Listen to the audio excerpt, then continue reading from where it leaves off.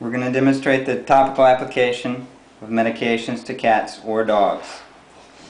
This is a flea preventative, and you want to apply it between the shoulder blades, separate the hair, and especially on long coated breeds you want to make sure you get down to the skin and apply all the liquid medicine actually on the skin surface.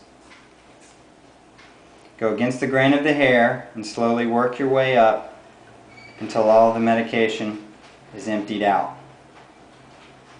In some bigger dogs, it's appropriate to put a second half of the medication on the caudal aspect of the animal.